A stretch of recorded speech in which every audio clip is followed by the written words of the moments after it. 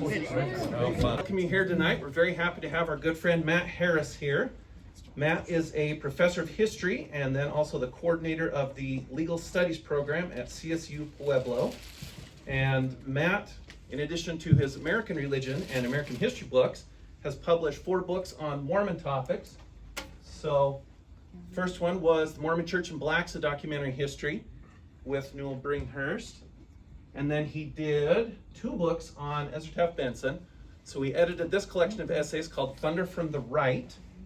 And then he also did this one here called Watchman on the Tower. Fantastic. If you don't think Benson is interesting, ask yourself what's wrong and try again. And his most recent on a Mormon topic we actually sold out of on the Gospel Topics essays. So we'll get more of those in. Matt will be back for Sunstone. So if you have buyer's remorse after tonight and need something, we can get you taken care of. So it's such a pleasure to have Matt here. We've known Matt for more than a decade now. And the fun part is research trips were frequently what would bring Matt out here. And he would tell us little nuggets about things he's found. And unless you've been living under a rock lately, you know Matt and this book have been everywhere. So it's a pleasure to have him here. I give you Matt Harris.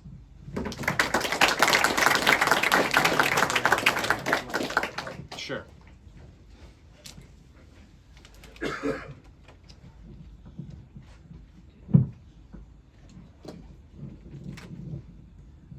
Everybody hear me okay? Okay. Well, thanks for being here today, everybody. Wow, I didn't know what to expect being the holiday or the 4th of July week. So I'm looking at my picture up here, and I've seen that same picture or something similar in Huntsville. I think it was my niece who put it in, I think it was a bar or something, next to a post that said this, I'm speaking in Huntsville, and then the next side over it said missing cat. And I thought I'm honored to be up there with a cat. Anyway, thanks for being here today. I thought what I would do is I'm going to keep my remarks maybe to 20 to 25 minutes or so, and then I want to hear from you. So that's really the enjoyment for me, to hear what's on your mind. Some of you know, I've talked to a number of you already tonight, that you've listened to some of the podcasts I've been on. Some of you have already read the book, some of you are halfway through it, some of you just purchased it this evening. So I'm going to give you an overview of the book, and then let's open it up for Q&A. And what I want to do is, before I get to the overview, I want to talk about the most frequent questions I get asked with this topic. And I think that's a fair thing. So the first one is, how did you get involved in this topic? And after doing right-wing extremism for a long time, and now I chose race, what is wrong with me? So it's I'm joking, but they're heavy topics, and it's not lost on me or probably you that we're living in a time where right-wing extremism and race are critical to the American discourse. And so looking at my own faith tradition and how that plays out, that's one of the reasons why I've tackled both of those topics in the last 8 to 10 years.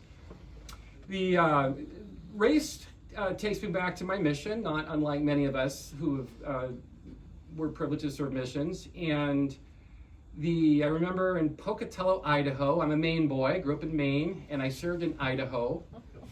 And I remember my first week in Pocatello, Idaho, they said, "Where are you from?" I said, "I'm from the real potato state." And some of you may not know, but Maine back in the day was a leading exporter in potatoes, little red potatoes. And of course, these Idaho spud farmers were up on their A game, and so they knew that those, red potatoes, that's not a potato state. But anyway, in my mission, I remember we taught an African-American man. His wife was Latter-day Saint, and he was investigating the church. And as a young man in the church, going through the early morning seminary program, race didn't come up.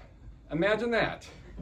As a 16-year-old, we didn't learn about the church's teachings on race, other than something happened in 1978 that was critical. That's all we knew.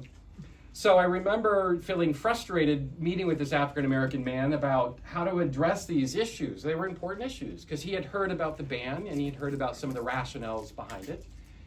And as a young missionary, I didn't know what to say. And I think my companion, I was a junior companion at the time, And my senior companion said something like, we don't know why that black people couldn't hold the priesthood. That has never, ever sat right with me, right? The church has so many important answers to life's critical questions, and yet this is one that went unanswered. The other one was in my, going into my junior year of high school, my sister married a Peruvian man, and it was the summer. So dark skin that summer, my brother-in-law. And I remember asking my father, I said, why is it that my sister, Becky is her name, why is it that she can marry him, a Peruvian man, but not an African American? And I wasn't being a rebellious teenager, I want you to know that. I was asking an important question from my heart. And my dad, not here to pick on my blessed dad, but just gave me the typical line, well, marriage is hard enough, son. Well, wait a minute, how is that any different from a Peruvian man to an African American? And my dad had never thought through those tough questions. So anyway, I thought about those issues through the years, and then, oh my goodness, when I started out my career, I was doing early American history. My first couple of 3 books were on early American topics, and then I switched to Mormon history with the caveat of something that one of my my BYU professors told me so long ago. He said that you shouldn't go into Mormon history. It's like quicksand. Once you're in, you'll never get out. And here I am, stuck in the quicksand, talking to you good folks on July 3rd. So anyway, but my own faith tradition, I've been curious about race for a long time, and I knew that was a story that was yet to be explored. But I also knew that it couldn't be explored because we didn't have the source material. You have to have source material in order to tell a story. And some of you are familiar with my work. You've read some of my other books. And you know that I don't take on a research project unless I get the good stuff. And I always compare research to a Thanksgiving meal. The turkey would be the journals, the diaries, and the meeting minutes. And the turkey trimmings would be maybe newspapers or ensign articles. Those are important, but they're the trimmings. You want the turkey. You need the turkey. And so I don't take on a project unless I get a hold of the turkey. And I'm writing on Hubie Brown right now, and I'm happy to say I have the turkey at my house in Colorado. I have all of his private writings. So I have the mother lode. Anyway, so, which leads me to my next question, how do I get access to all of this stuff? We frequently complain as historians in the Mormon community, we complain that there's not enough work being done in the 20th and 21st centuries. And whenever we see the Journal of Mormon History, one of the premier journals in our field, we look through and, another 19th century article, snoozer. I'm just kidding, they're important. But we do need balance. But the reason why we don't have the balance is because the source material is often not available. And the church has a policy, typically speaking, and a couple of the folks from the Church History Archives, I think, are here tonight, can correct me, but going back, usually the contemporary general authority papers are typically closed. There's like an 80-year window maybe. I think Joseph F. Smith papers, some of them have just been made available. Well, he's been dead for a very long time. And it's hard to write on contemporary church officers if you have an 80 or 90-year window. And, for some of that, there's wisdom in that, because if you're writing on somebody who passed, let's say, 20 years ago, where their colleagues are still alive and functioning as church leaders. And so that anonymity is important, for sure. So I got access to a lot of source material through a couple of 3 ways. One is that I just made relationships with the archivists, and they had opened up some of these collections that had never been opened before. Maybe when they read Second-Class Saints, they may close them again.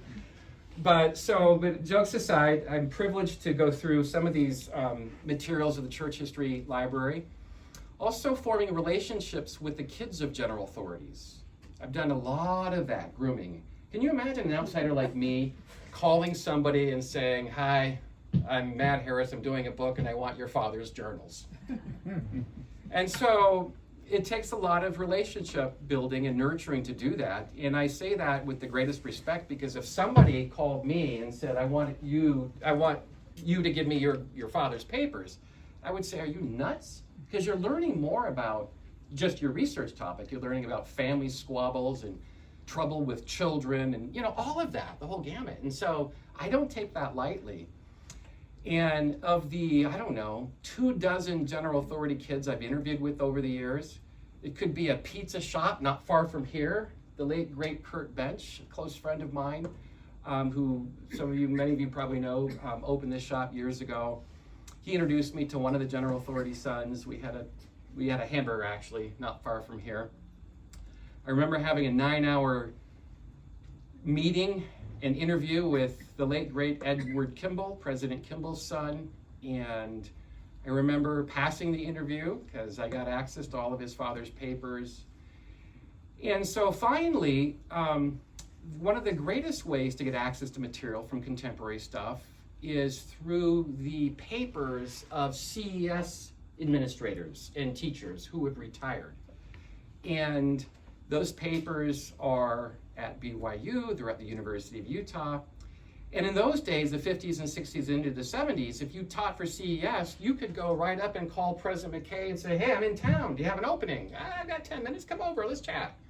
And then the good brother who teaches CES goes home and writes all about the meeting that he had with the church president. And they were not in there just to shoot the cut. It was usually because he was complaining about Elder Benson or something like that. And so for a historian's perspective, I mean, this is juicy stuff. You really get a sense of what's on the person's mind, what's on the president's mind. And so those three things, church archivists, the relationships I've nurtured and built, and also through CES collections, have been able to amass a sizable research file. I also add, too, that I get asked all the time, oh, can I see that? I see that you quoted that letter, you quoted from that diary. And my answer is always the same. I'm happy to share if it's an open collection. If it's been something that's been entrusted to me, the answer is always so easy, no. Because they trusted me to that, and that's the pledge that I gave to the family when they gave me the diaries. I wouldn't share them, and to this day I have not done that. And so I keep getting them because they trust me, and I honor that trust. All right, let's talk about the book now. About what's in this book. So those of you who have the book or who will have it, you'll see in the very back, I have pages and pages of archival collections, many of which have not been seen before. That is the turkey that I'm talking about. The Joseph Fielding Smith papers, the Hugh Brown papers, the Ezra Taft Benson papers, the Spencer W. Kimball papers. So I have stuff in there, and you can imagine how that enriches the narrative when you see materials. I have First Presidency and Quorum of the 12 meeting minutes. And as a historian, it really helps me to fill in gaps, and also helps me to understand that there's more to the story than what the church has put out. One of the things that I've been frustrated with the church, and I'm not here to criticize the church because I don't do that, but I've been frustrated over the years that if you look at church manuals, it will say something like, June 1st, 1978 was a glorious day, and there was a revelation. Black men can now hold the priesthood, black families can enjoy the sacred privileges of the temple, and they move on to something else. There is so much more to that story than that. One of the arguments that I made to Ed Kimball when I first met him, so we talked on the phone. I just didn't show up at his house one day for 9 hours. We talked on the phone first. It took me 3 phone calls for him to invite me over, and he finally did. And I live in Colorado, and so I visited him, and his late daughter was there. So the three of us had a wonderful afternoon. But I told Ed, I said that, Ed, I'm going to try out some ideas on you today, and I want you to push back. And if any of you know Ed Kimball wrote 2 magnificent books of his father. One was published in 1977 by Bookcraft, and the other one was published in, 2009 by Desert Book. And to this day, I think that the Desert Book book was the best biography, or is the best biography of anybody written of a church officer. The reason why I wrote 2 is because the first one came out in 1977, so something really significant happened the next year, spoiler alert. And so Ed felt inclined to tell that story. And so Ed told that story in 2009, it was published, and Benchmark, I'm happy to note, published a director's cut in 2010 that they're probably sold out.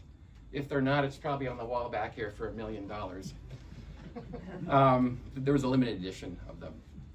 But anyway, so Ed he wasn't just Spencer Kimball's son, he was his biographer. And Ed had seen the diaries, although Ed did not have access, weirdly enough, to the letters in the minutes that I got access to. But Ed certainly saw the diary entries. And so I told Ed, I said, I'm gonna give you an idea today, Ed, and I want you to push back on it. I said, your dad, here's the thesis statement, your dad was going to lift the ban the minute he became the church president, but he couldn't do it because he had holdouts in the 12. And Ed got this big old grin on his face, and he turns to his daughter, he smiles at her, he turns back to me, and he says, you got it. And these are the kinds of things that Ed, couldn't write about in his book because of its chosen publisher. So President Kimball was going to lift the ban the minute he became the church president, but he had holdouts in the 12. That shouldn't be foreign to any of us if you understand how the revelation works in the church. It's predicated upon consensus. And so revelation is unknown in the church in the sense that most people think it's sort of an event, and it can be an event, right, if you have an idea or a process in your mind. But more likely, and in this case, it's a process. The revelation is a process that President Kimball undertook over a period of many years. And the evidence that I presented to Ed was a couple of things he didn't know about. One was something he did know about because it was a letter to him in 1963. Said, your dad told you in June of 1963 that the ban, quote, may have been a possible error. And Ed said, I remember that letter very well. And I said, what did you mean by that? Or what did you think when your dad admits in 1963 that the ban's an error? Ed said, that's what I believed. I said, but you're not the prophet or an apostle. And Ed said that he had hope that his father would live long enough to lift the ban. That was in 1963. He felt that as a younger man. The thing that Ed didn't know about was something that happened in the fall of 1969. And before I share that with you, I want to give you sort of the broader perspective of what's going on. It's probably the most critical time in church history in the contemporary era, second only to polygamy. Some of you are students of polygamy. You know that it split the church down the middle. It led to several schismatic groups that still are with us today. And President Kimball knew that if you don't get buy-in from your associates in the quorum, the church could experience another polygamy debacle. And so he was keenly aware that he had to bring the 12 along in order to lift the ban. But how do you do that when you have some hardliners in the church leadership like Elder McConkie and Elder Benson and Elder Peterson, who are dead set on ordaining black men to the priesthood? I mean, dead set. And so in the fall of 1969, one of my heroes, a guy named Hugh Brown, I'm writing on him now as I mentioned, decided to go rogue. And I'm going to use that word deliberately. Hugh Brown is going rogue. He's been talking to people, anybody within earshot, why do we have this ban? Can you help me get it lifted? I mean, he's saying this to his associates. He even speaks to a newspaper reporter in 1963. He's going outside of accepted channels to say, hey, we're talking about lifting the ban. I think you ought to do a story on this. Can you imagine someone doing that today? I did an interview with Peggy Fletcher Stack recently, and I told Peggy before we went on the show, I said, Peggy, what would happen to you if one of the 12 called you up and said, I'm going to give you some stuff off the record that I want you to write about? She said, I would love it. And so this was Wallace Turner of the New York Times. He had a strong interest in Mormons. And so when Brown called him up and said, I want to interview with you, Wally Turner, let's have it, man. Speaking to the microphone, here you go, have at it. And so Wally Turner in June of 63 wrote this piece in the New York Times. It said the Mormon church is poised to lift its ban. This is in June of 63. And President McKay, when he got word of this, was furious. Anyway, Brown didn't give up. And finally, in the fall of 1969, when President McKay had just turned 96, and he would die in January of 70, just to give you a sense of perspective of his declining health, President Brown, after years of pestering the church president, with the help of President McKay's sons, they convinced David O. to lift the ban and ordain a black man to the priesthood at the Hotel Utah. His name is Monroe Fleming. He had been a loyal employee. He had always said the right things in public, meaning he would, as an employee, when the missionaries would come in, when general authorities would come in, they always wanted to know, how do you feel about the ban? And he would always give the right answer. He would say something like, when the Lord sees fit to lift it, I'll be grateful. But in private, he's saying the exact opposite. Why can't we have the ban? And Monroe Fleming once met with Joseph Fielding Smith, and Sandra Tanner I have her to thank for this story. But Monroe Fleming died in 1983, so I couldn't interview him. But Sandra told me something that Monroe told her that's a great story, that Monroe Fleming met with Joseph Fielding Smith, the church's doctrinal expert, and he asked President Smith, he said, why can't black people have the priesthood? And President Smith spent 15 or 20 minutes going through the scriptures, as he was wont to do, explaining the less valiant position, explaining the biblical curse position. And after 15 or 20 minutes of going through the scriptures diligently, Monroe Fleming then said, "Tell me again why we can't have the priesthood?" I mean, clearly not accepting the rationales for the ban that the church has now repudiated. So the fall of 1969, I'm jumping around here, stay with me. The fall of 1969, President Brown recognizes it's the last chance to get the ban lifted. He and the McKay sons, they go to the Hotel Utah, where the president's slowly dying. And another counselor in the first presidency, a guy named Alvin Dyer, gets word that the McKay sons and Brown are up to no good. He tags along. And I won't go into all the details because you have the book in front of you. But I will just tell you that Dyer just about has a heart attack when he hears what Brown and the McKays are up to. And so Dyer learns that they're going to ordain Monroe Fleming. He then marshals his allies. Harold B. Lee, the most dominant man in the Quorum of the 12, contacts President Lee and says, "This is what they're up to." And so Lee gets word of it and goes to President McKay and puts a stop to it. David Lawrence McKay, President McKay's oldest son, said that when my dad was older, he didn't like to make decisions, nor did he like conflict. And so that put an end to it. And President Brown is crushed. He's devastated. And right there along with them is Spencer Kimball. Kimball agrees with Brown. It should be lifted. Let's do this. And when Lee got word of it, he convinced Spencer Kimball would have been president of the Quorum of the 12. Well, he would have been a senior apostle at that point. But he convinced Spencer Kimball to recant his support. And Kimball went to President Brown sobbing and said, "I support you, but I fear Brother Lee." And that was it. So back to Edward Kimball. I said to Ed, your dad wanted to lift the ban as early as 1969, but he couldn't. And he wanted to do it again when he was ordained the church president in December of 1973, but he couldn't. It took him 5 years to marshal the consensus that he needed to lift the ban. Let me tell you one thing that I think shocks a lot of people when I've shared this story with them. And this actually speaks to President Kimball's genius, I think. Remarkable leader of people. And President Kimball recognized that if he was going to help some of these hardliners and their entrenched views overcome decades of accumulated folklore about racial mythology, it would take a miracle. And he met with the 12 collectively and individually to do that. And it took him a long time. And he recognized that all of this would be gone in its tracks if he didn't convince Elder McConkie to lift the ban first. Because he knew that what McConkie said mattered, and the brethren knew that it mattered. And so in March of 1977, without going into the details, it's in chapter 7. But he convinces Elder McConkie to lift the ban. This is in March of 77. Do the math on that. March of 77 convinces Elder McConkie to lift the ban. And in March of 78, the following year, President Kimball is dead set, wants to lift the ban. He has 3 holdouts. Remember what the Doctrine and Covenants says. You have to have unanimity in the quorum. So he's got 3 holdouts. And 2 of the holdouts were pretty easy to deal with. One was in the hospital. Don't have to worry about Elder Delbert Stapley. And he'll die in August of 78, so his health was poor.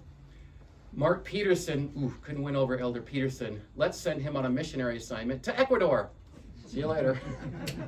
So they got Elder Peterson out of the country, and that left Ezra Taft Benson. That left Elder Taft Benson. There was one person in the spring of 78 that was there. And President Kimball, after failing to achieve a consensus in March of 78, by end of May, he said, I'm going to do this. He even wrote out a long-term revelation. I'm not sure the purpose of that, if he was going to share it with somebody or publish it, but he writes out a long-term revelation May 30th, 1978. This is before he actually lifts the ban. He's writing it out already. And so they show up at the day of the June 1st, and the brethren knew that he had been trying to lift the ban because they had pushed against him for the previous several months. They kept reminding him that it requires unanimity, like President Kimball didn't know that, right? And when they had their typical Thursday meeting in the temple, President Kimball asked them to stay. And I'm certain that's when the alarm bells went off. Can you stick around for go lunch? And so they stuck around, and President Kimball brought it up, and Elder Benson proposed that they table the discussion. Didn't want to talk about it. Did not want to talk about it. And President Kimball, being the effective leader that he was, a headstrong guy. He was not a guy that liked conflict like David O. McKay, but he wasn't afraid of conflict if he needed to do that. And so he overrode Elder Benson. He said, we're going to talk about this. And at about that point, he turns to Elder McConkie, and he said, help me out. And Elder McConkie stood up and gave a 10-minute oration. And everything he said in that 10-minute oration, saying this is the time to lift the ban, was everything that he had said previously, the previous year, in a lengthy memo to President Kimball, justifying the lifting of the ban. A new policy required new doctrine, and that's what Elder McConkie had put forth in this new memo that he wrote to President Kimball. He said that black people could be adopted into the house of Israel. That was not the doctrine of the church before 1977. But with a new president in town, that became the new doctrine. So Elder McConkie, his voice was really critical to this, this enterprise.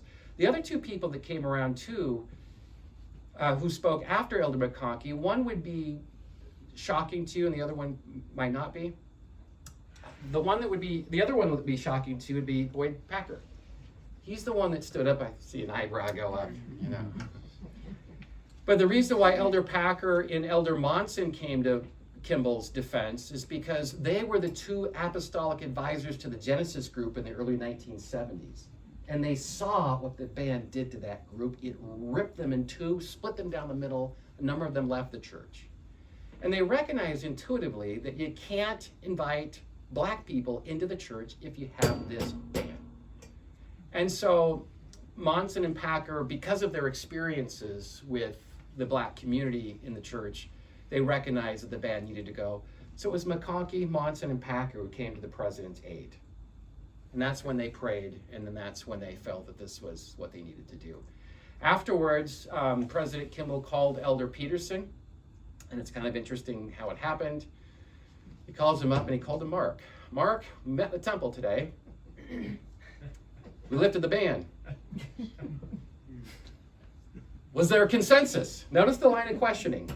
Was there a consensus? That's the first thing he says. Was there a consensus? Yeah, there was, Mark. I'm sure he's thinking, even Benson? But he said, was there a consensus? And President Kimball said there was a consensus. And Elder Peterson's response was, well, I suppose I won't stand in the way then. And he said that he asked the president for one concession. He said, when you announce it and you publish it in the Desert News, can you do me a favor and put in the newspaper a disclaimer that interracial marriage is still discouraged? And that's another whole animal we won't have time to go into tonight. How is it that the church can still cling to interracial marriage when the ban's been lifted? Right? There's no theological justification other than just overt racism. So that was Elder Peterson, and they did that. If you go look online tonight, you can find the Desert News from June 9th online. You'll see the interracial marriage disclaimer right next to official declaration number 2. It's right there, right next to each other. So anyway, there's a lot going on with this story. Let me say one other thing that might be curious to you is in the 1960s, I remember, I'll tell you this story because we're talking about source material tonight. And I have 2 chapters on BYU. A lot of this stuff that's going on deals with the athletic protests from the 1960s, and also a federal investigation. I bet you don't know this. Federal investigation that's looking into BYU's hiring practices and student practices, admissions practices, because of alleged violations of the Civil Rights Act of 1964. The investigation happens in April of '68, a week before they get word that athletes at the University of Texas El Paso will boycott a BYU track event because of the church's race policies. So these twin crises put Ernest Wilkinson in a dither, doesn't know what to do.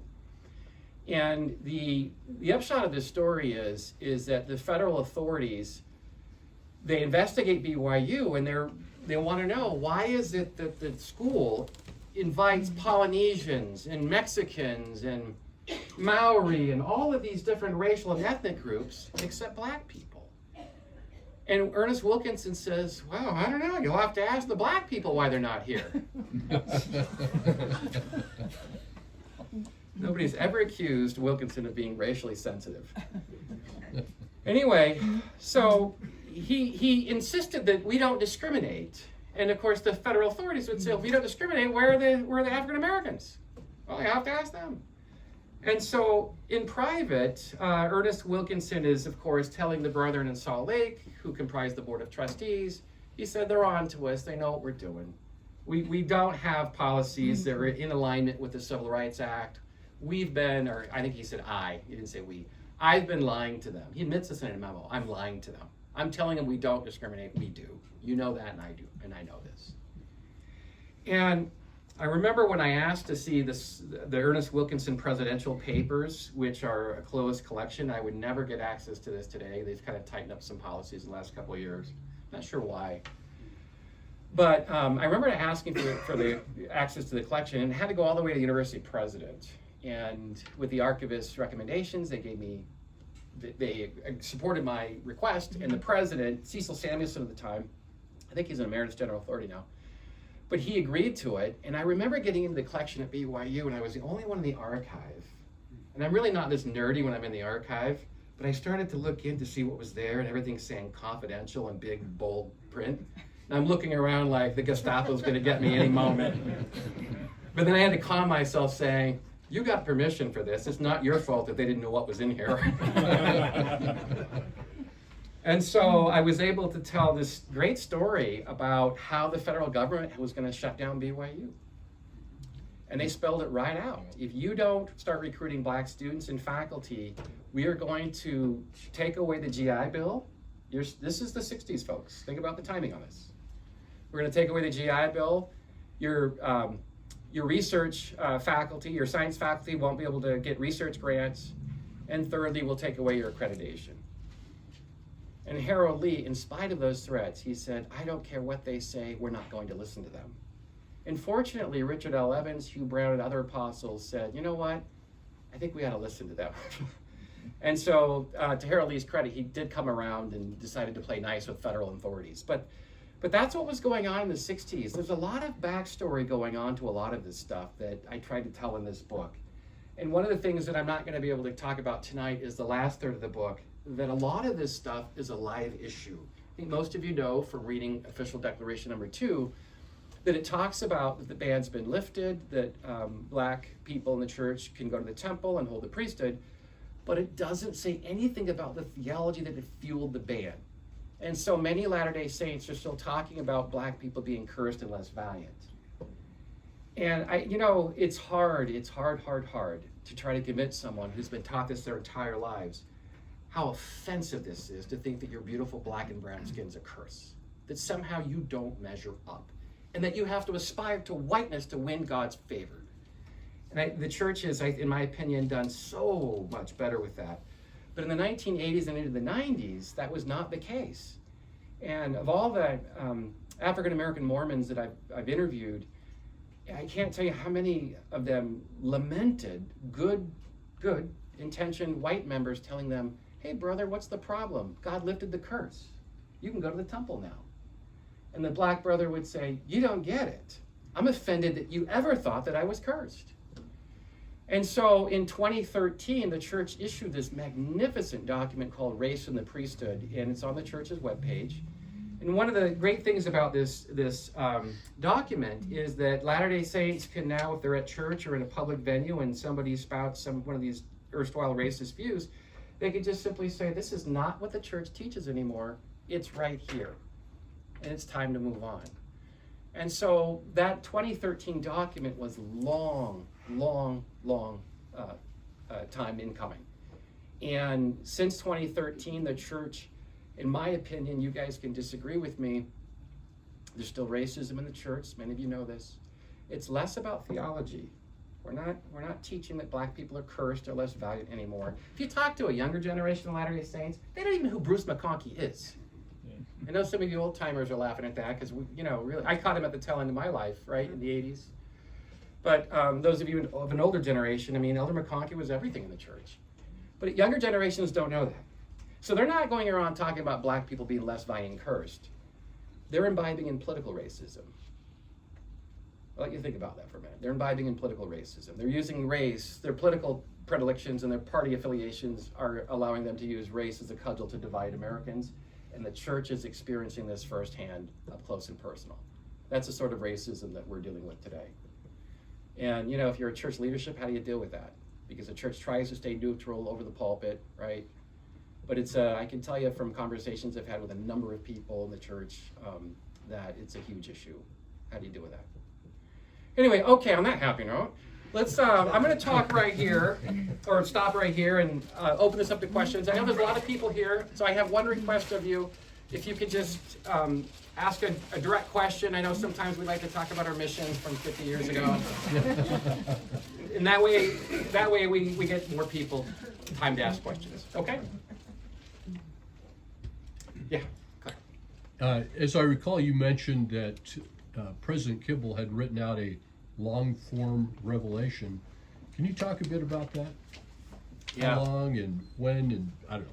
Yeah, Is the text available? It's about 2 pages, and it's about 2 pages, and it's basically his thoughts that he had been having since the beginnings of his presidency, how he needed to lift it, and how he felt that God had inspired him to do it. And most critically, in May of 1978, he felt that God was telling him that now was the time to do it. They had been delaying because they couldn't get the consensus. But by May, no more delays. And so when Elder Benson said, let's table this discussion, I envisioned in my mind's eye, I don't have the audio tape, but I envisioned in my mind's eye that President Kimball just shut it down pretty quick. We're going to do this, Elder Benson. This is what God wants, and we're going to do this.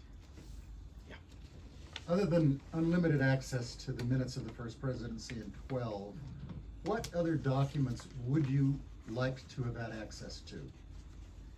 Yeah, that's a good question. So I like to have the turkey, as I mentioned, and I had access to some Harold Lee papers. I wish I had access to more Harold Lee papers. Harold Lee was the most dominant voice in the 12 in the 50s and 60s. Some of you guys know this, that everybody looked at him.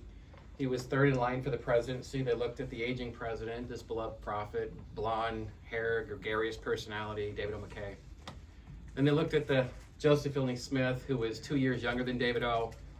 They didn't think he would be the president very long, and he wasn't. And then they looked at 72-year-old Harold Lee, thinking that he would be another David O. McKay, and he would be in the hot seat for 20 years. Turns out that wasn't the case. But I knew that he's a critical figure in this story, and I saw some private papers of Harold Lee's that were important, but the collection itself is under lock and key in Salt Lake, and I couldn't get access. That's one collection. The other collection would be, same with Mark Peterson. I got bits and pieces to some of his collection, but there's more to that story too that I wish I could have seen. Yeah. How much influence was from the temple attendance of Brazilian saints? How did that affect President Kimball? Oh, I'm glad you asked that. That is such an important question. Yeah, the road, I note this very clearly in the book, the road to the priesthood band goes through Brazil. Yes. And what I didn't know when I started this research is, I didn't know 2 things. I didn't know the centrality of the Brazil temple. I knew there was a story there. I didn't know where it was at. And I didn't know, or maybe I'd forgotten that Harold Lee is the one that proposed the temple in Brazil. And what I learned from going through the Kimball papers is that Spencer Kimball recognized right away that he inherited this temple that was yet to be built, and he realized that it would be under his watch where that temple would be built. And what I learned from the research was that Kimball recognized right away that he could use the Brazil temple as leverage. And I remember years ago when I read Joseph Fielding McConkey's memoir of his father. Have you guys seen that? Those are a few of you. I know they probably sell it here. And I remember reading the chapter it came out in 2003, so it's been out for a while. And I remember reading the chapter on the priesthood revelation, and Joseph Fielding McConkey gave all the credit to his father for lifting the ban. And I started laughing when I read this. And the reason why I was laughing is because President Kimball went to Elder McConkey. I didn't go through the details about how he won him over, but this is how he did it. He went to Elder McConkey and he said, Bruce, we have this temple that we're building in Brazil, you know that. And a lot of the people that are building the temple are donating their, gold-filled teeth and their private possessions to help build this beautiful edifice they won't be able to enter. This pains me. What do you think we should do, Elder McConkie? That's what he does. I mean, really kind of a silly thing. What do you think we should do? I mean, President Kimball knows what needs to be done. But the brilliance of his leadership is he's making Elder McConkie part of the solution. And it's absolutely brilliant. And the other thing I'll say about the Brazil temple is, in Brazil in general, is that Elder Kimball, I talk about this in my book because it's such a critical point. We talk about policies, but we don't realize sometimes how policies affect people. They affect real life people. And the band first and foremost. And I really got a critical view of that when I read his diaries, because he was the apostle over South America in the 50s and 60s. So he went there several times as an apostle.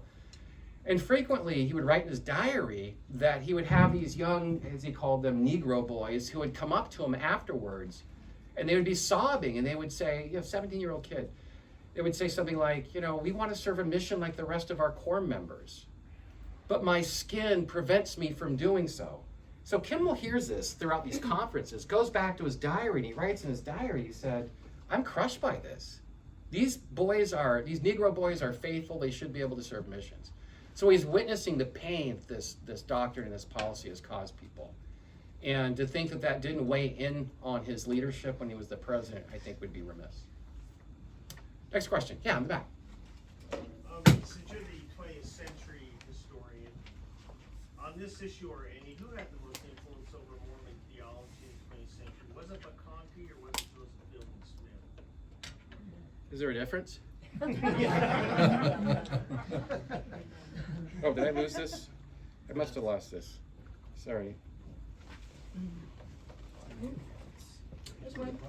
Oh, the battery popped out. Okay. Okay, shoot. Wait, what happened? Could be a little nicer for the tech, Matt. Okay, there we go. So the question is, who's more influential, Joseph Fielding Smith or Bruce R. McConkie? I guess there's two ways I'll answer that. One would be, depends on what we're talking about. McConkie's often quoting his father-in-law, so there's that. I think that's instructive. And as far as I can tell, there are very subtle differences between the two. They're both fundamentalists. They're anti-evolution. They're reading fundamentalist literature that some of the other brother and a number of the other brother are not reading. But I think I would look at the question differently and maybe ask the question, why was Widsoe, Talmage, and B.H. Roberts so critical to the development of Mormon theology in the 20th century, and yet they're forgotten about by the mid to late 20th century? And the answer is because Joseph Fielding Smith and Bruce McConkie did not like those guys, didn't like their theology. Think about this for a moment. On my mission, we had to read Jesus the Christ. That's still the prescribed reading? Is that true? I think it is. Anyway, it's been the prescribed reading for missionaries for a long time. It's a one-volume book on Jesus' life. It's got a Victorian imprint all over it. That's the era in which Elder Talmage wrote. And Bruce McConkie writes how many volumes on the Mortal Messiah series? Mm-hmm. Yeah. He's writing a response to Elder Talmage. So they don't like those guys, and they write about this in private letters. And if you go into some of the CES collections that I've seen, the CES people frequently talk about that from the 70s and 80s. They'll say stuff like, we're not supposed to be talking about B.H. Roberts and Elder Widsoe and these great luminaries from a previous generation. So, all right, next question. Yeah. What do you think the current church leadership thinks about the history of the ban and its overturning it, given the growth of the church on the continent of Africa today and what's happening there? This is the point where I tell Brian to turn off the recording. So the current leadership with the bands, it's an interesting thing. You guys know, I think everybody in this room knows that the leaders they're men. They bring in their own biases and life's experiences. That's not earth-shattering for any of us to hear in the room. And so it is with the band.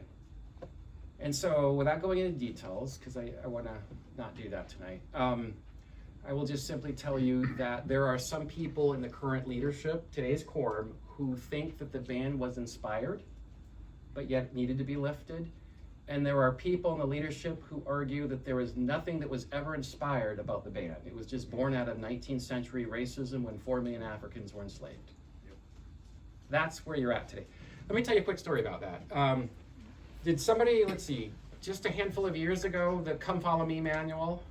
Do you guys remember what was controversial in that? Yeah, they kept the, black, it was, yeah, the skin of blackness. There They was a just made it- Joseph Fielding Smith quote in the current church's manual from, 3 or 4 years ago. Now just think about that for a moment. They're quoting a late general authority who wrote something in 1931 about black people that finds its way in to a church manual. Ask yourself how that happens. When I saw it, so I don't have any, well, I do have some private info on this I'll share with you, but when it happened, I didn't have any private info. I just saw it in the newspaper. It was a story. And one of the things I saw was Gary Stevenson, Elder Stevenson of the Quorum of the 12, apologizing to the NAACP about a racist quote that makes it into a Mormon manual. And I'm thinking in my mind's eye, the NAACP members, probably most of whom are not LDS, like, what's going on there? But good for Elder Stevens for apologizing. But so I did some digging with some of my contacts, and I said, how does this happen? This is crazy. We're in the 21st century. How does this happen? And without going in and betraying confidences, the person who told me said that there was a document that the Correlation Committee created back in the 90s. There was one apostle who created it, and you didn't need to keep his name out. And Joseph Fielding Smith was fair game in the 1990s.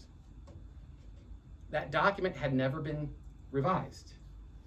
So when the Correlation folks had written that manual, they just followed their guidelines on race. Joseph Fielding Smith was fair game, and they put it in.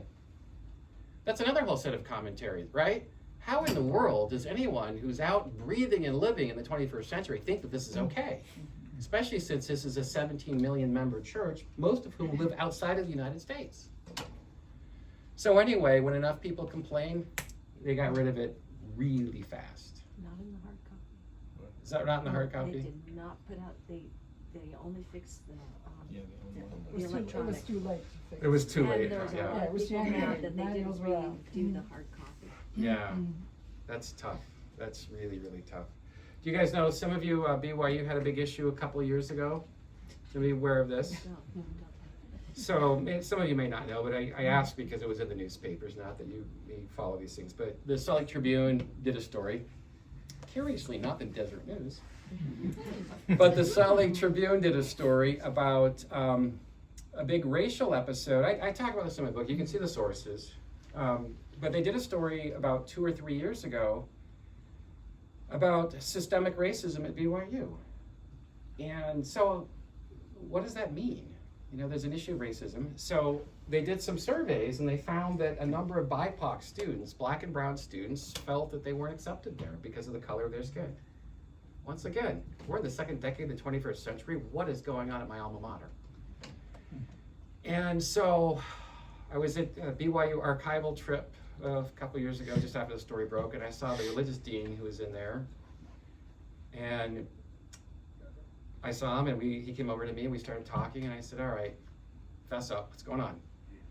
And he said, a lot of it stems from stuff we're teaching in scriptures. I think he meant, well, he was being very sensitive, and I appreciate his sensitivity, but he's talking about his older colleagues. He said, they're teaching stuff in the scriptures about race, and we've never had any guidance from Salt Lake about how to deal with skins of blackness and white and delightsome and all that stuff. So here you have a biracial, BIPOC classroom at BYU, and you have a professor up there talking about black skin being a sign of divine disfavor. I mean, come on. And so the dean, he's a friend of mine, he's a good guy, he just, it's something they had to work through. But that's the racism they're dealing with, is some of that structural racism that, they just don't know how to deal with. I mean, I want to tell you just real quick, how I deal with this stuff. It's really simple. It's so simple, actually. The cover-up is always worse than the crime. The cover-up is always worse than the crime. So when someone says, did you know that Joseph Fielding Smith had racist views, like it's some big shock revelation to me, you know what my response is? Joseph Fielding Smith was born just after the end of the American Civil War in 1876. Duh. So that's not the story that he's racist. The story is the humanity of it all. How did these folks overcome their racism if they did? And even Joseph Fielding Smith, being the hardliner that he was, had some, in my opinion, tender moments where he saw the effects of the ban. Not enough to lift it, but he was moved by some of the stories he heard from Black and biracial Latter-day Saints sharing their personal narratives with him. That's the more interesting part of it to me, is not saying that some apostles are racist. I mean, come on, right? Especially if they're born in the 19th century. They're not immune to the larger societal trends that envelop them. Yeah. Oh, hold on just one second. Let me go, since you've asked one, I'm going to go in the back. I'll come back to you. Yeah.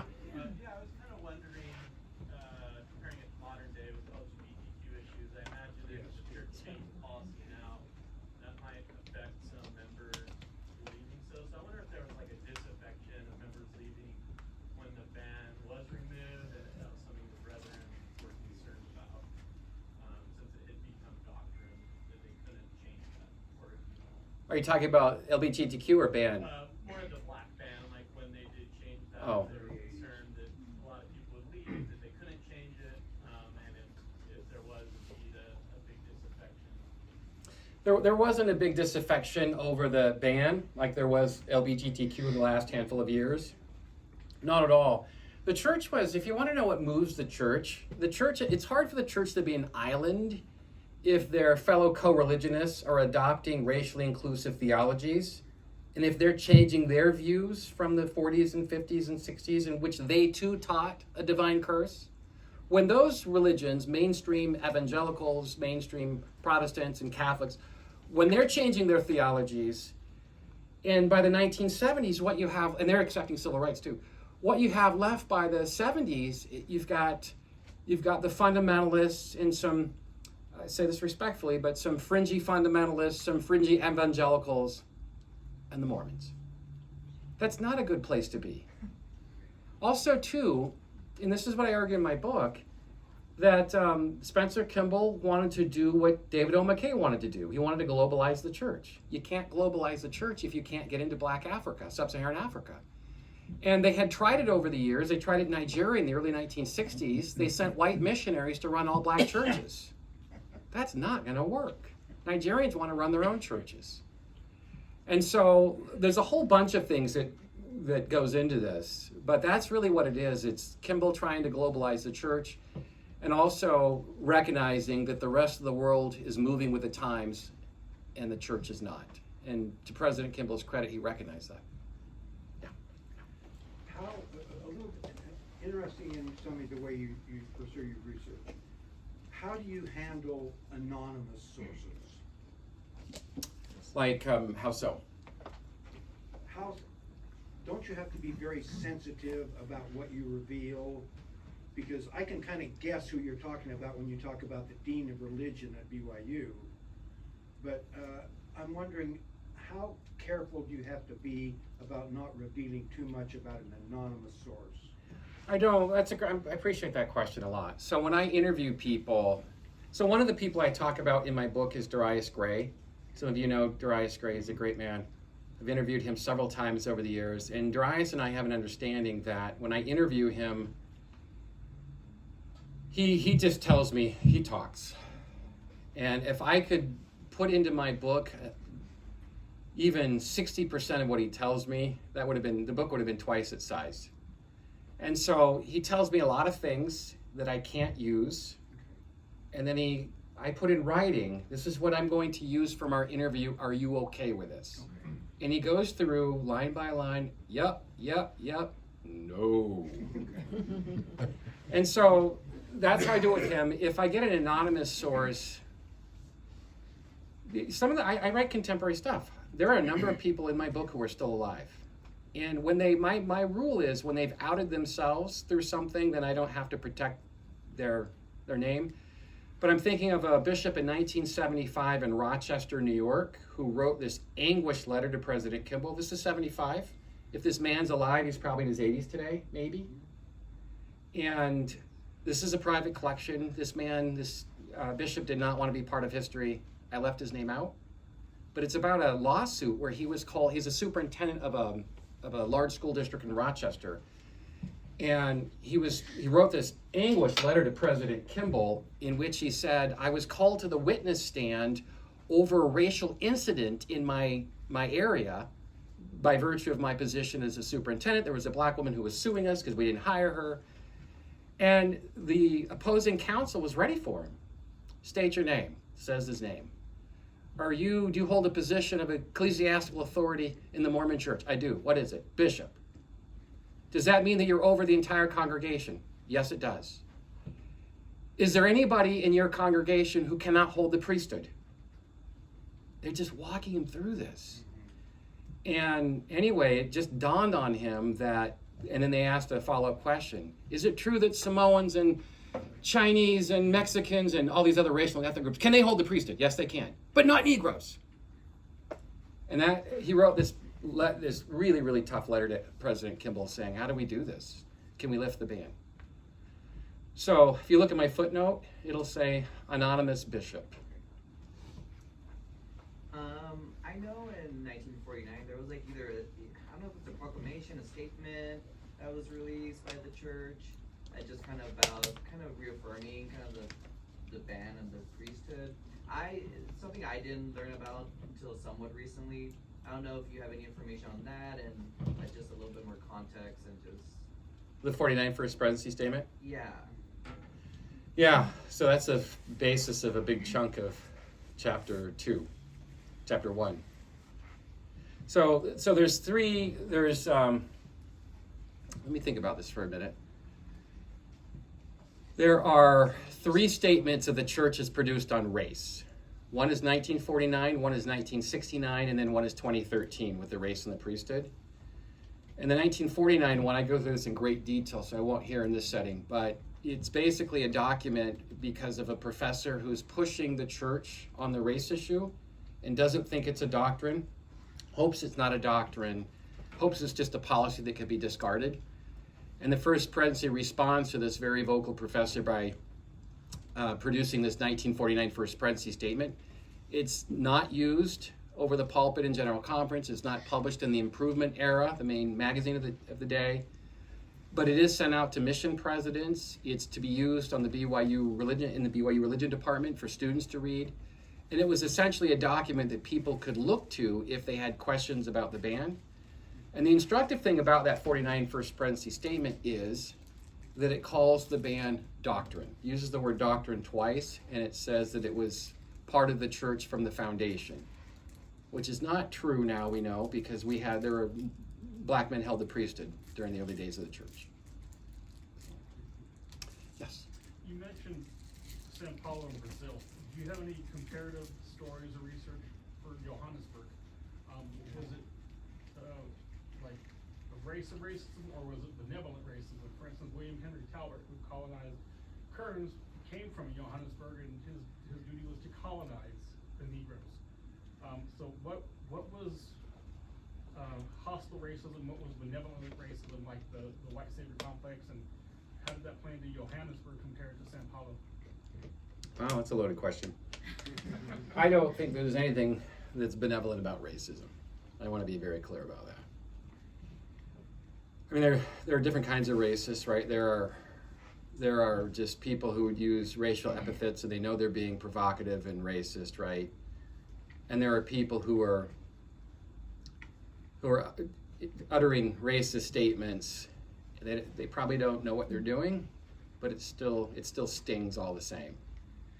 Johannesburg is interesting. So there were 2 places in South Africa, or 2 places in the early church where the church tried to experiment. One was in Jamaica in 1853, and the second one was in South Africa in 53. So the church is trying to globalize from the minute the church has started. So this happens under Brigham Young. And they spent 1 year in Jamaica, and the missionaries came back, and they made a report to President Young, and they said that this is a place that doesn't set well with our doctrine, talking about Jamaica. And by that point, the ban had only been in place for, I think, 2 or 3 years.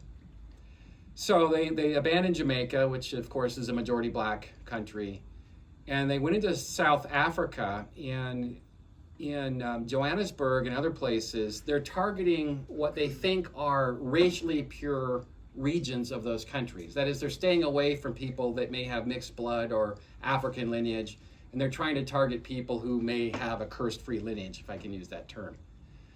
But what we know today is that science teaches us that we all have African and indigenous language. If we all go back 200 years, we'll all find at least one African and one indigenous ancestor in our line. The whole idea of a one-drop rule that the church had followed and that many Americans had followed, including the U.S. Census in 1930, that's how they defined a Negro. Anybody who had one drop of African ancestry was considered a Negro in 1930 in this country. So the LDS Church followed that policy, and it was a fiction from the get-go because race is a construct, and it was a construct to deny people basic rights and liberties. Did the Brethren know this? No.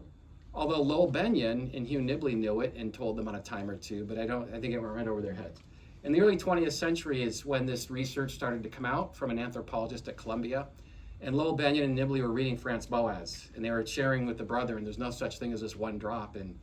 But yet they were fixated on a doctrine they had inherited, which is that if you have 100 ancestors and one of them comes from African ancestry, they're considered cursed. That's what the one drop rule looks like. So anyway, they're in South Africa in 1854. They're only there for a year. It's a disaster. They come back in 1903. This time they start to learn the Afrikaans language, which is a little bit better. The previous time they didn't do that. And they had a lot of success proselytizing in white, at least what they thought were white areas. And what's interesting about that is that the Brethren know, J. Reuben Clark, among others, knows that they're conferring priesthood ordination on people with tainted bloodlines. And they're doing it anyway. This is something they had been doing throughout the 20th century, both in Brazil and South Africa. So, yeah. Speaking of the one drop thing, in your book, do you touch on the segregated blood at LDS Hospital? I do. Oh, okay, good. I do, yeah. So what Sandra's referring to is that I'm a historian, so I try to contextualize. A lot of the LDS racial experience is not unique. I know that's hard for some people to hear, especially critics of the church. They just somehow think that Mormon racism is so unique. It's just not. There are so many. This is not a defense. You guys understand this. It's just a truth, which is that Catholics and Protestants had taught a biblical curse for a lot of years. So the saints aren't any different. And during World War II and into the Korean War, the American Red Cross segregates blood banks because they don't want soldiers in World War II in Korea to have white soldiers to have blood transfusions from black Americans. So they segregate the blood banks, and there are doctors in the mid-20th century who write the Red Cross and say, this is terribly racist, and they ignore it. And J. Reuben Clark of the governing First Presidency picks up on this, and he argues that there ought to be segregated blood banks, and he uses his influence to create segregated blood banks at LDS hospitals. And what's interesting about that is that those segregated blood banks in LDS hospitals were not removed until 1981. So it just shows you the persistence when these teachings get embedded in culture. It just takes a long time. Yeah. Follow-up question on Brazil and Africa. It seems like, there was a policy of tracing ancestry outside of Africa right before they conferred peace on anyone. They realized this is untenable, so they remove it. But then, I guess they were surprised to know that that's happening in Brazil, but without firm directions on it, and it just kind of continued.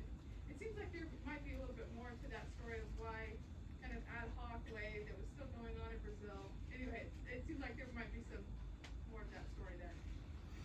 You mean, so the South Africans tracing their ancestry and having difficulty, but the Brazilians not doing it? Well, no, but like they put missionaries to the task of doing this, and then church leaders don't realize that they're still doing this in Brazil, even though it's not necessary, but they're still kind of committed to it, and maybe like that says a lot about centralization, not being perfect at that time either, but it seems like that, I guess it was surprising to read that was still going on in Brazil when it had been on purpose lifted from Africa, but missionaries in Brazil are still trying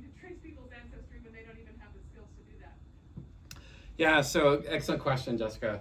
So what Jessica's referring to is that in South Africa, they had to trade, the missionaries were asked to trace their prospective converts' bloodlines out of the continent to show that they had a curse-free lineage. This is Africa. Good luck with that, right? 19, 20-year-old missionaries doing genealogy too. And so the missionaries felt this profound sense of responsibility that they had to do genealogy to prove that the people they were baptizing had a racially pure bloodline. And so they felt really a burden about this. And the mission president complained to President McKay. He said, this is the only mission in the church where we have to do this. And so in February of 1954, President McKay travels to South Africa to scope out the situation after the mission president had been writing these lengthy one-page, 15 single-space page letters to the First Presidency complaining about how difficult it is to police these racial boundaries. Anyway, so McKay goes there, and the upshot is he comes back and he says that you no longer have to trace your genealogy out. Brazil didn't do it to the extent that South Africa did, but McKay went there and told them that they too didn't have to do it. Apparently they never got the memo, because when Elder Kimball went back in 1965, 9 years later, there were a lot of young men who couldn't trace their ancestry out of Africa, and so they were being held up, and Elder Kimball thought that was bizarre because the policy had ended a decade earlier. They never got the memo, apparently. I agree with you, by the way. There's probably more to that story there, but it's a fascinating story. Well, it's hard not to see the history of the blacks in the priesthood and whether it was doctrine or policy, and not go right now present with priesthood, with women, and with LGBTQ, and especially with LGBTQ ban policy. And I feel like we're kind of in a civil war. You know, which way is the church gonna go? You know, you got people feeling strongly on both sides, and are you seeing corollaries? Are you hearing, you know, can you make some connections? Yeah, I get asked that often. You know, what connections can we draw from the church and the priesthood ban with LGBTQ and women's ordinations?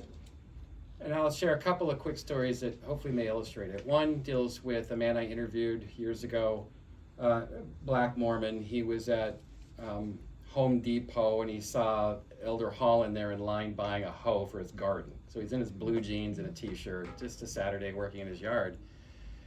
And this would have been, this would have been June of 2015 when there were, 3 openings in the Quorum of the 12? Tom Perry died, Richard Scott, and who was the third one? Boyd Packer. I think it was those 3 who died. So there are 3 openings, which is rare, right? Anyway, so this black man, Latter-day Saint man, saw Elder Holland, probably just wants to be left alone. And he went right over to him and he said, when are we gonna have a black apostle?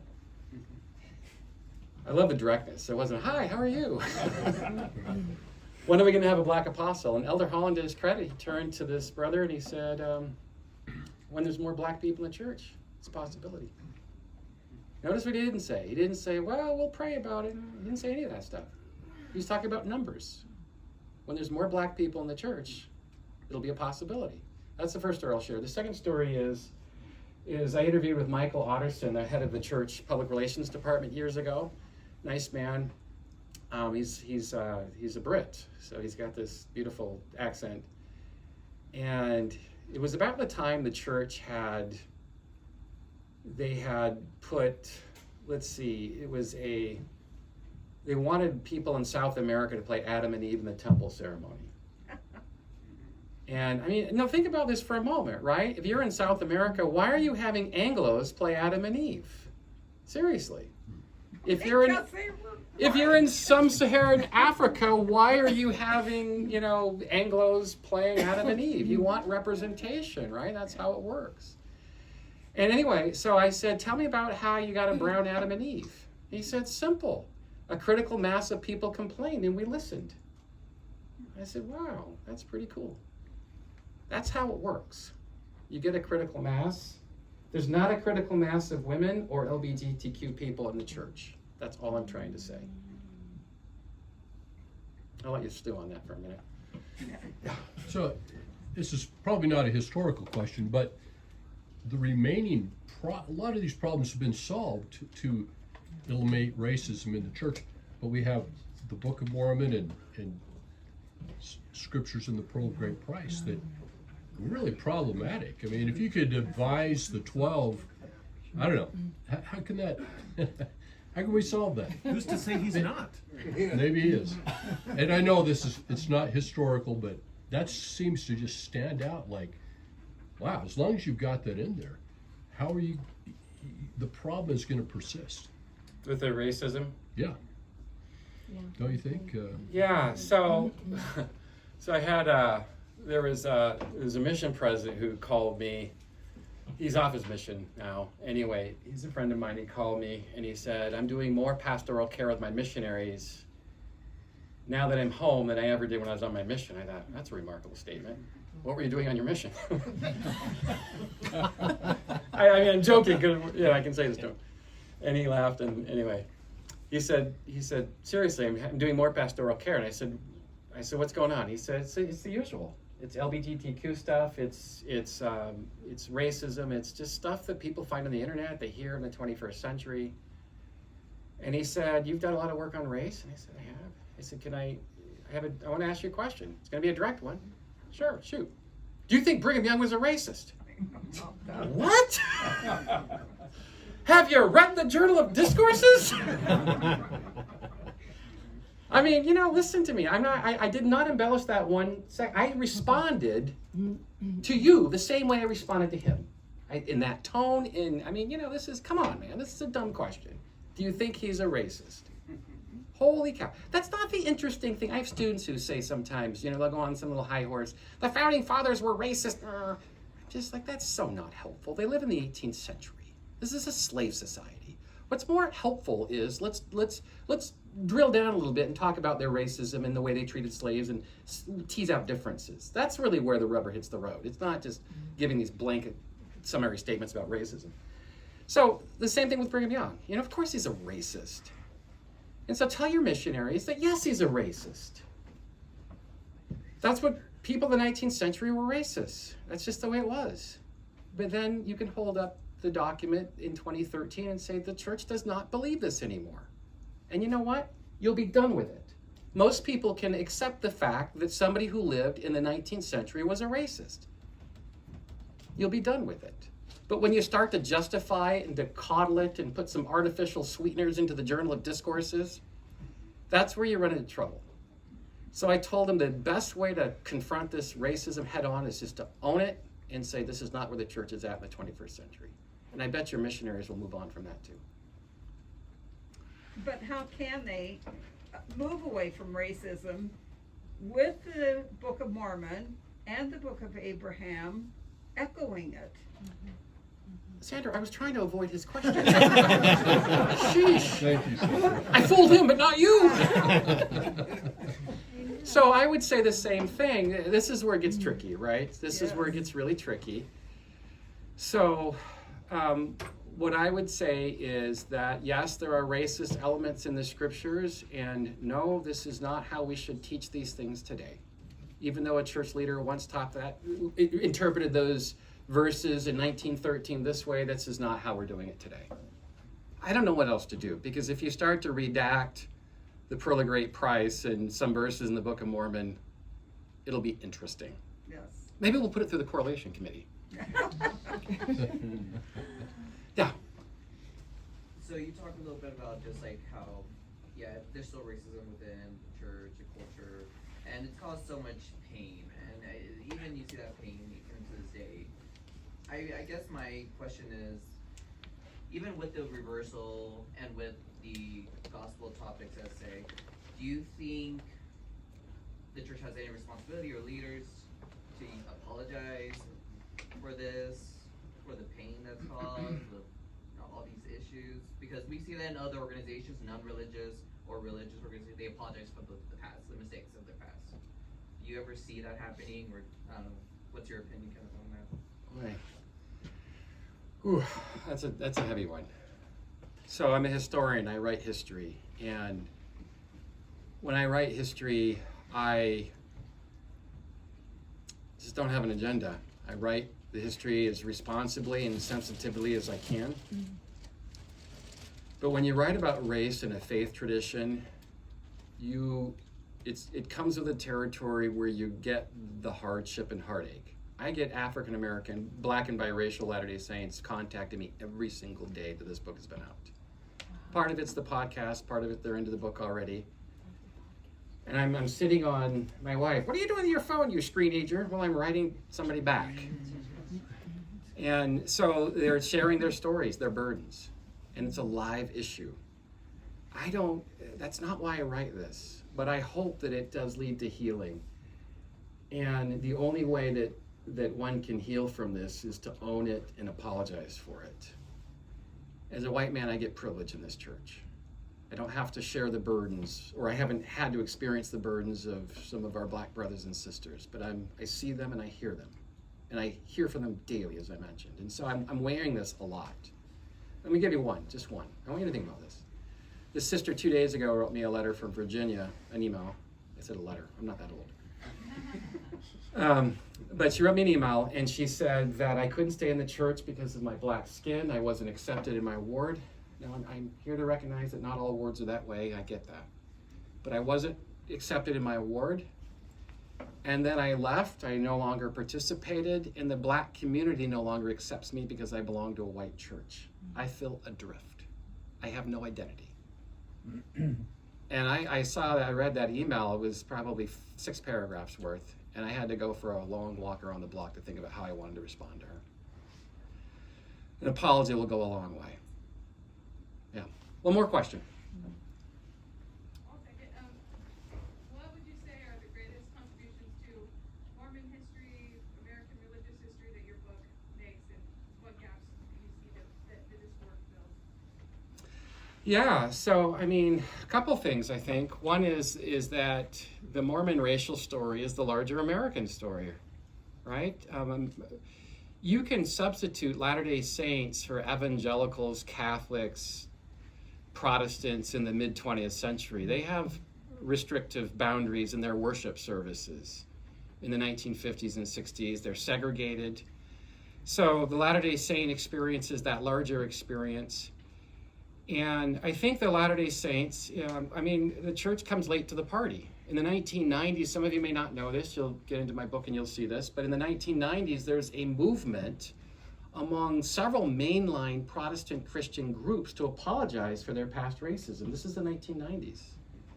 And there's a couple of mainline groups into the early decades of the 21st century that also apologize.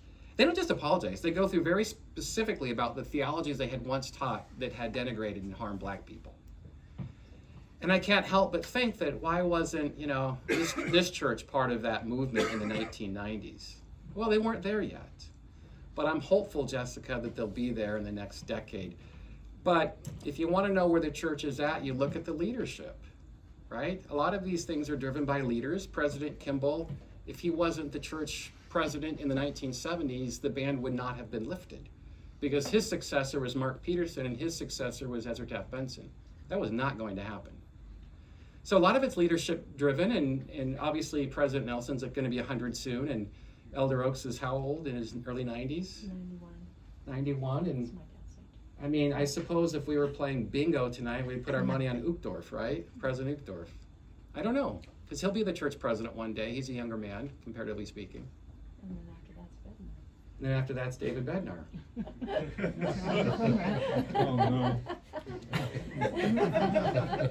Yeah, there's a little window. Anyway, so it is personality driven. I want to say just one last thing about how change works. I know people are going to read my book in a certain way, and that's their prerogative, and I get it. And sometimes there's some things I may not say on a podcast some of you listen to, and sometimes I just try to be circumspect. But one of the things that people are reading is, if people can pressure the church to lift the ban, then why can't they do it with LGBTQ and women ordination and all that? I will say something that I think is true, and I've said this on a podcast. I said this to Peggy Fletcher Stack in her podcast because she asked me about this question. And I said, when enough people complain, it gets the brethren talking about the issue. You can't change it until you talk about it. And one of the things I think about my book is because I've had access to the First Presidency and Quorum of the 12 Minutes, I can tell you firsthand how much societal things govern and dominate their private quorum meetings. A lot. When people say, oh, the brethren are just so clueless, they're uninformed, that is so not true. Just because they may not rule the way that you and I like to make changes doesn't mean they're uninformed, because I know that they are. And I know this because they have people that are under their employ who are paid to read mommy blogs and other blogs that inform them on what people are saying. It's true. Michael Otterson told me that. Strengthen the members committee. Yes? I said, what did you do this morning to Michael Otterson before I interviewed with him? I was reading mommy blogs. I never would have guessed that he's reading mommy blogs and writing reports to the First Presidency about what people are saying. So, they're reading you, Sandra Tanner. Oh, no. Anyway, thank you guys for being here tonight.